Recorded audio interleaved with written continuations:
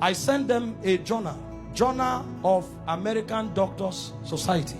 They did an investigation on the physical death of Jesus, and the conclusions they came out with. These are not Christians, these are scholars. They decided to study the physical death of Jesus. What they came up with, I only came with the pictures to show you, to give you an idea. Show me the picture where they tied him to the stick to scourge him. The way they did it was they carried a fat tree, planted it, and locked your hand so that you can't shake.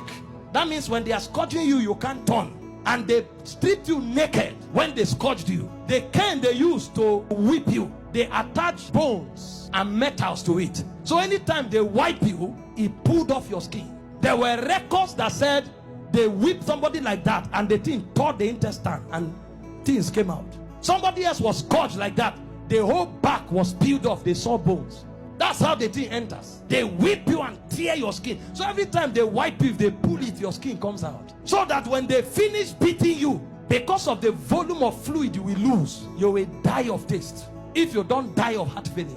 This is scourging.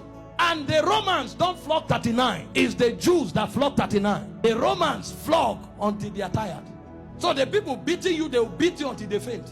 When they finish scourging you like this, if life remains in you, then mercy spoke for you. After they scourged him, they now took him trekking with the cross for close to 1 kilometer to Golgotha. He lost so much weight that short journey he fell 3 times. He couldn't walk, and nobody would give him anything to drink. Historian said when his face was wiped, blood stains crested the mark of his face on the handkerchief. Everywhere was bleeding. Can I show you the scripture that described this punishment?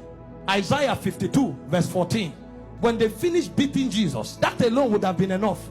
See the way Isaiah 52 verse 14 described him after he was scourged. It said, just as many were appalled. You know the word appalled? The highest level irritation.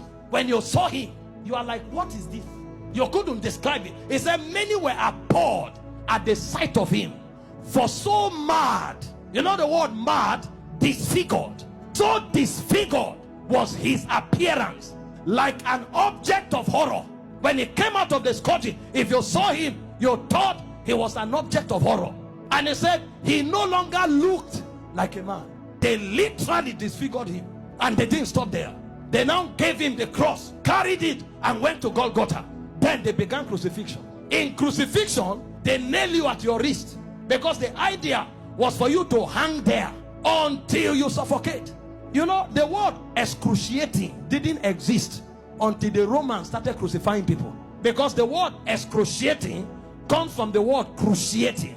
And the word cruciate comes from crucifix. So it's excruciating is actually a pain you feel when you are crucified. Because there's no pain in that class. When a man is crucified, his whole weight hangs on his wrist.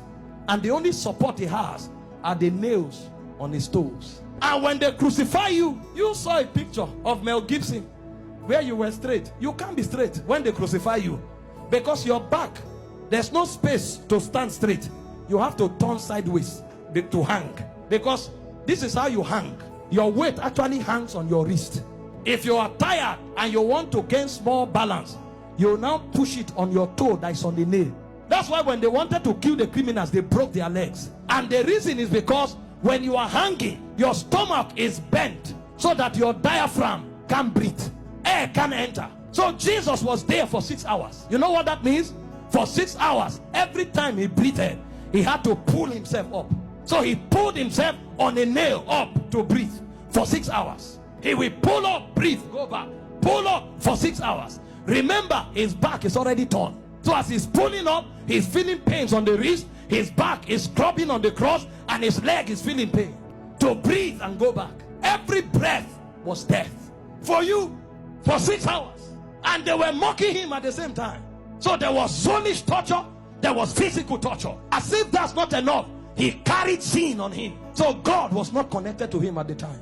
God had to turn away. So there was spiritual torture, soulish torture, bodily torture. So much so that he cried, Eloi, Eloi, lama sabachthani, my God, why hast thou forsaken me? It's like a disconnection between your spirit and your soul. So the man was no longer alive. He died in the spirit before he died in the natural. The level of pain. We don't know what was done for us in 6 hours. And guess what? His mother was there. Can you stand naked before your mother? This is the man that the mother saw do wonders. How come? Imagine when he looked at their faces. See what you'll be interpreting. Some are saying, why? How come? Why can't you do anything today? Then the Jewish people were mocking. Physician, heal yourself. Fake prophet. I thought you said you had miracles. Why don't you come down? The thieves that were on the cross, one was mocking him. So from everywhere. Meanwhile, all the sicknesses on earth were on him on the cross. You have cancer, you say it's painful. He had cancer, diabetes, hepatitis, all that day at the zenith. Because he carried sickness, he carried sin, and he carried the reproach of God. You don't know the reproach of God until you go to hell. So for those 6 hours, he was in hellfire. Until a point came when the price was paid. He looked up and said, I'm thirsty. They gave him vinegar. He said, no, that's not what I'm looking for. I'm looking for the river that flows from the throne of God. I'm looking for that which satisfies indeed. When they didn't have it to offer, he said, it is finished. And he said, Father, unto you I commit my spirit. I commit. Because they couldn't kill him. They couldn't kill. No, you don't kill him. This commandment I've received from my Father. I have the power to lay down my life and to take it up. So he felt all those pains, keeping his life inside him. He had the choice to give up the ghost early. But if he gave up the ghost before the scourging, the sacrifice won't be complete. That's where it is more painful. He had the power to say, no, now I depart. But he kept his life and suffered the pain.